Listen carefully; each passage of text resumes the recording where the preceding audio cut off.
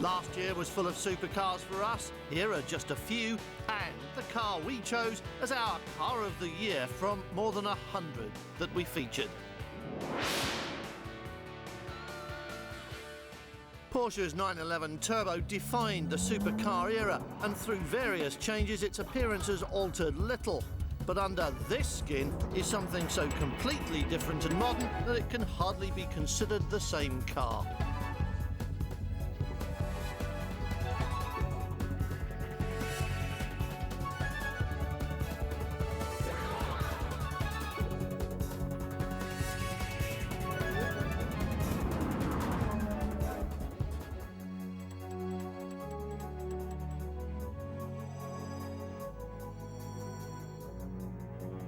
It's a rocket ship on four wheels, and that's the important bit, because being glued to the floor is what makes the 911 Turbo live.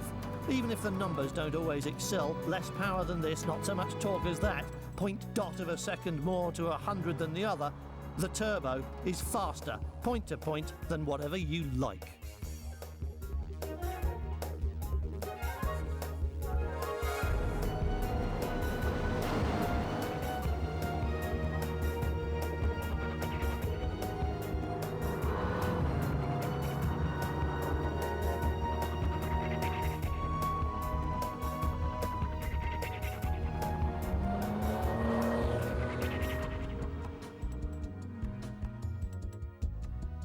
Porsche are on record as saying that aerodynamic efficiency expressed in terms of sexy low CD numbers is more or less irrelevant to the actual driving experience, which is a good thing when you look at the size of the air intakes across the front of the Turbo.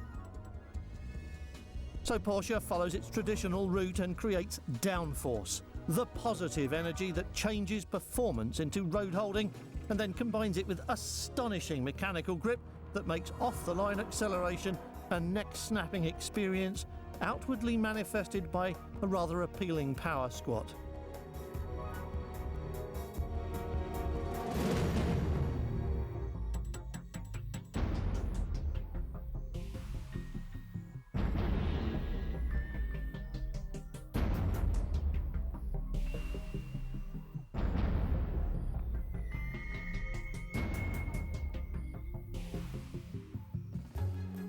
You'd expect the new Turbo to combine the very best traditional values of Porsche, driving flexibility and excellence, coupled with NATO-grade engineering, for example, and the very latest in new technology.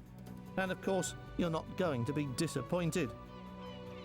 And not just electronics or composites, but ceramics as well. We're talking weapons-grade materials, a rock-hard durability that will never fade. A car that's a classic now and will still be one 30 years from now.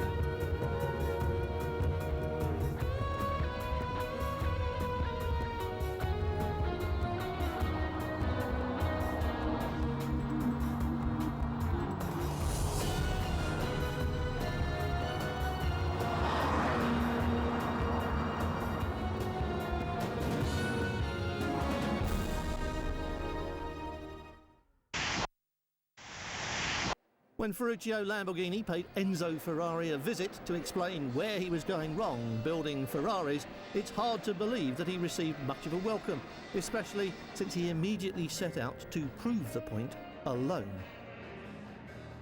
And almost at once, Lamborghini produced the mid-engine Miura and rewrote the designer's rulebook on the spot. But although subsequent cars retained the elegant engineering solution of a mid-engine layout, few, if any, echoed the sweeping good looks of that first car, and the square-edged Countach was living proof that Lamborghini should have stuck to tractors. But it's mellowed over the years into the more acceptable Diablo, and now it looks no more than a bit radical. But make no mistake, this is pure Battlestar Galactica, probably the only genuine supercar still in production. 6 litres isn't big by American standards, but it's huge to Europeans, and that sums up every single aspect of the Diablo in a single word: overkill. And not just the engine either. According to Lamborghini, early versions of this car handled so well they were beyond the psychological limits of anyone likely to drive them.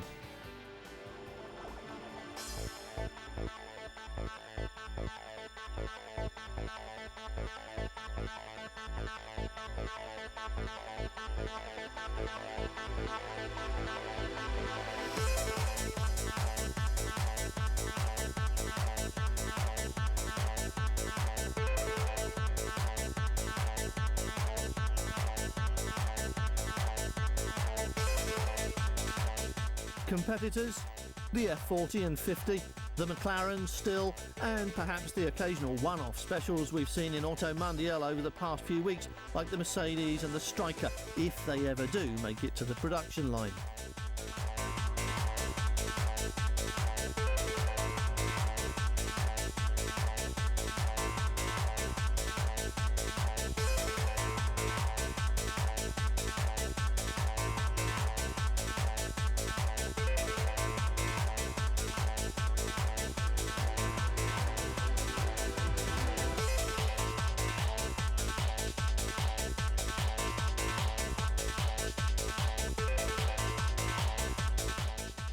But the Diablo is here now, all sawtooth 6 litres of it, an angry thing in wolf's clothing, and if you care to get your checkbook out, it's probably the best way you can think of to part with $150,000 without getting arrested.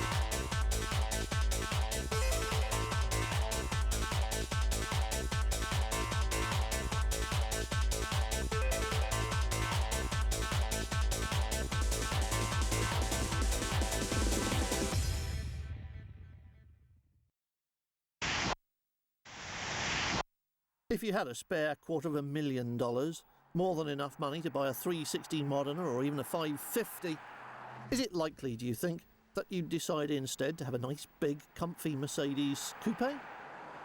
No, thought not, unless it was this one.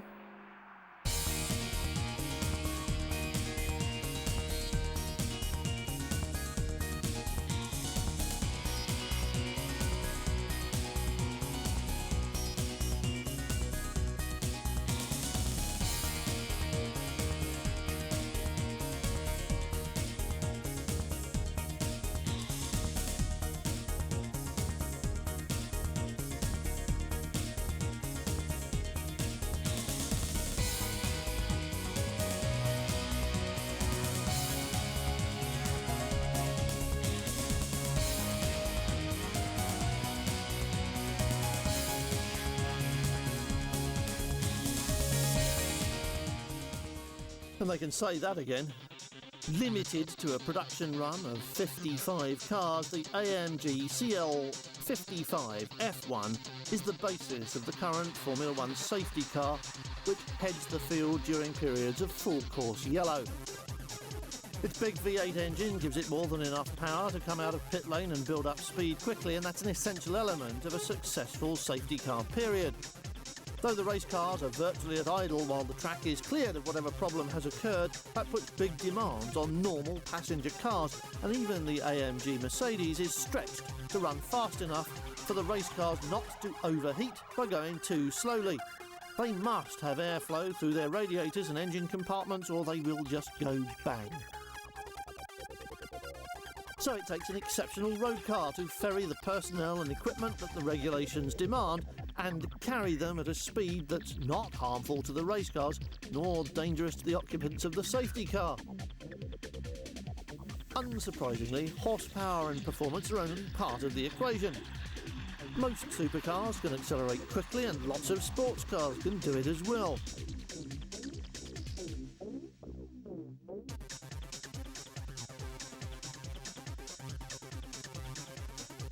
But what competition cars do that few road cars can begin to match is stop quickly too. Astonishingly quickly, in fact. By adopting a Formula One braking system for the CL55 F1, AMG have enabled it to maintain higher lap speeds without increasing its actual performance. Stopping faster and later keeps average speed up without lifting maximum speed. By using a massively expensive carbon and ceramic brake system, the 55 can maintain the kind of lap pace which the Formula One field can live with. 8-pot calipers, huge 8-pot calipers, bigger than mini wheels, in an exotic blend of material, are still only part of the answer though. Stiffer suspension than the regular 55 is matched with a lower ride height, down by about 15 millimetres or half an inch in old money. At the front, the track is wider by about 20 mil, 30 at the back. And the carbon interior reminds you that this is a bit special, but if you were the one who wrote the cheque, you probably wouldn't need to be told, would you?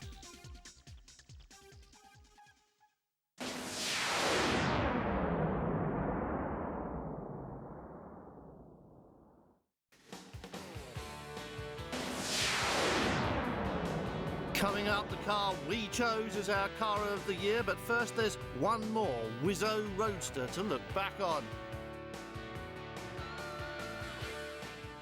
BMW is a maker of big prestige saloon cars and a huge big prestige muscle car. BMW's own writings refer constantly to their mid-50s sports car, the 507, from which inspiration for the Z8 was, they say, derived. That may well be so, at least in terms of the initial brief. Outsiders might with some justification say that Z8 is just big brother to the pretty little Z1, just a grown-up version with bigger wheels and more muscle.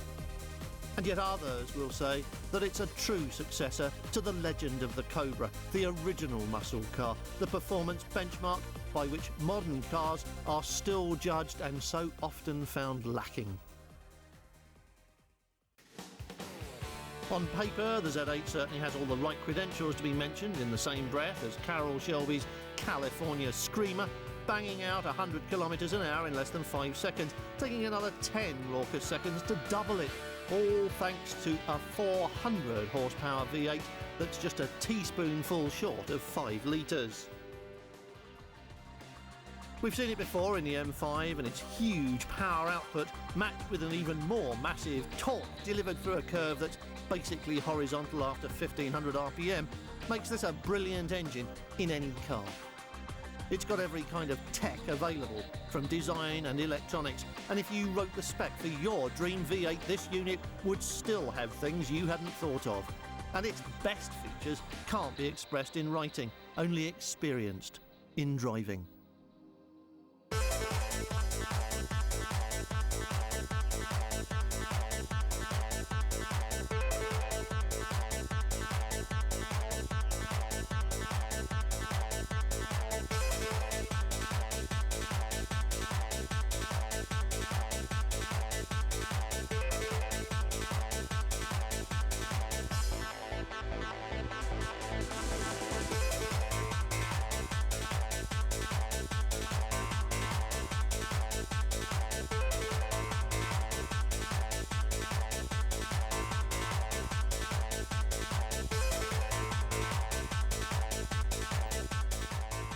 Look inside an Aston Martin or a Jaguar and you'll find a variety of Ford switches and handles.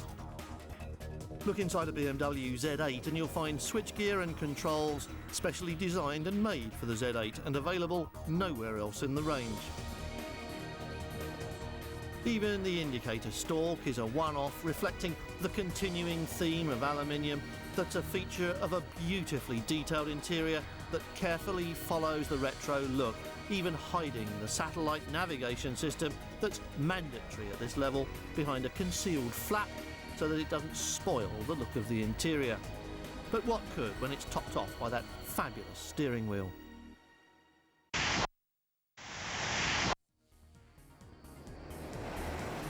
OK, forget everything that we've just been thinking about. This is the bit that counts. And the Z8 has got what it takes. Easily capable of pottering about the place while you pose, and it's so easy to fall into that trap when you're driving anything that's as self-consciously pretty as the Z8. Easily capable of cruising quietly through the country lanes, the Z8 comes alive when you get serious with your right foot. It's as fast as a 360 Modena F1 on the charge to 100 kilometres an hour, and that is a charge. Less than 5 seconds to hit the ton, and it's still going. Only a miserable couple of tenths of a second slower to 100 miles an hour than the 360, and still alongside it at 120 miles an hour, which comes up in a frantically busy 16.5 seconds. Very sensibly chipped to 155 by its very responsible German manufacturers, where the Italians cheerfully allow the 360 to run amok all the way to 180, the Z8's masterstroke is not in the figures or even in the attainment of them, but in the huge express-train delivery of its ability. The V8 is already acclaimed as a masterpiece in the M5, but it does its best work in the Z8, the needle soaring away to 7,000 RPM at the slightest hint of a right foot, exhaust howling defiance at the speed limit. It's not possible to dislike this car, mostly because there simply isn't anything wrong with it, which makes it very German and very BMW. Does it have the soul of a £100,000 supercar in the same way as a 360 or a Diablo? Probably not. But who cares?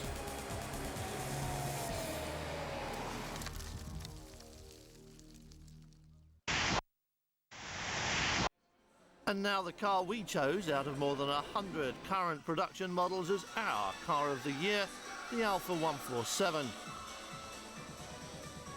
Entering the same market as the Focus and the Golf, the little Alfa is engineered to be different to both and to be proudly Italian, and we have to say that it's both those things, and it can hold its head up against its marketplace rivals and deal with them on equal terms.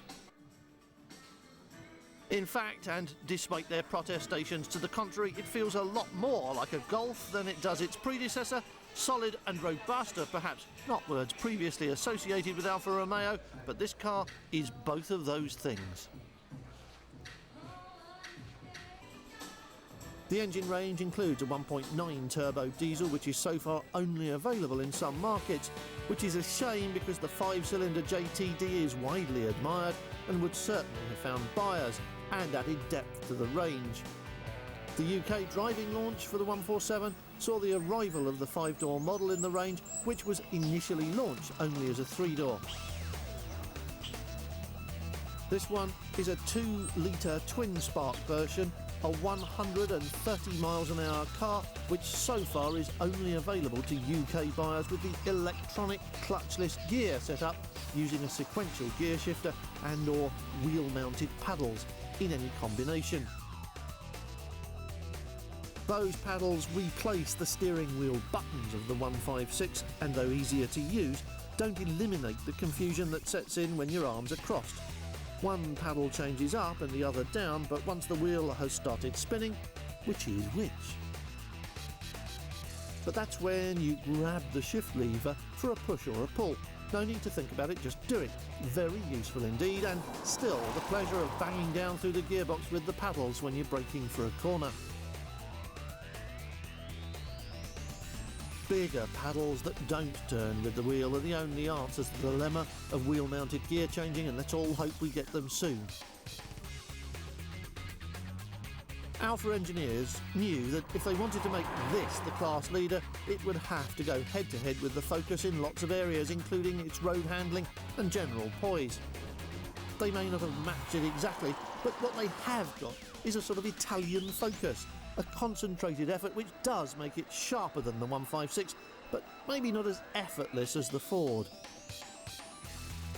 It has stability control and traction control, but though the latter has an on-off switch, the stability control is permanent but unobtrusive, and most drivers would never know it was there unless they were told. Styling of the 147 is determinedly Alfa Romeo.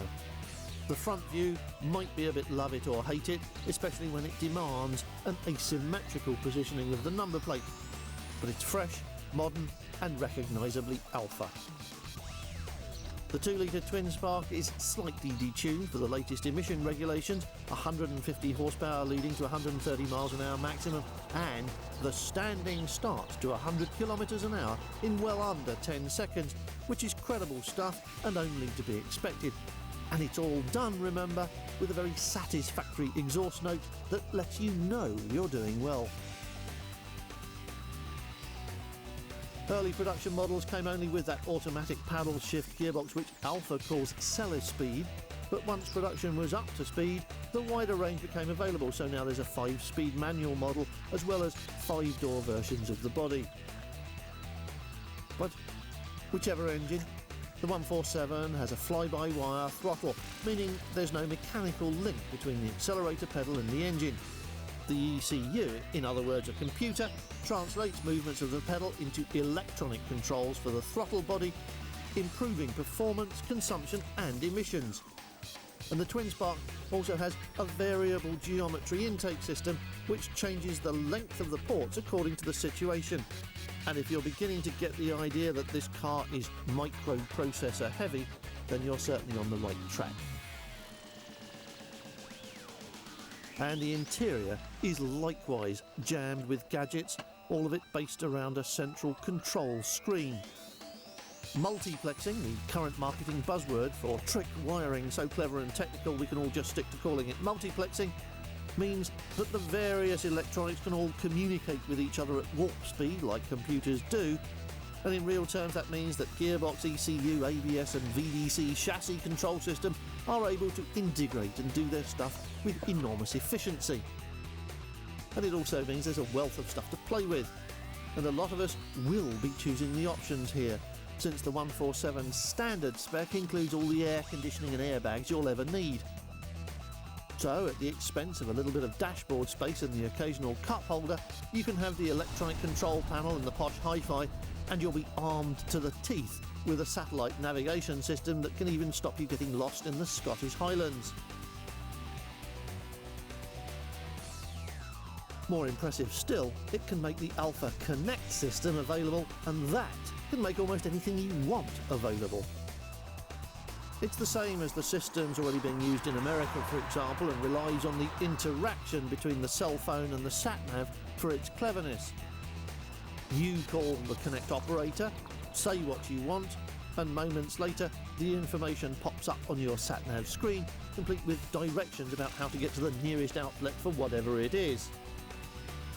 2 years from now, we'll be disappointed by cars that don't have such trickery, and more besides, I shouldn't wonder. But for now, it's all brave stuff from Alfa, who've tackled this market with a confidence that would have been lacking several years ago. In essence, this is a fine car with a great deal of character. At one time, Alfa would have relied on that alone as a selling point, but now it's just the icing on a very good cake. It's got everything and more, it's well engineered and solidly built. And the bottom line is that this is the car we have most enjoyed being with and driving, and that is why it's our car of the year.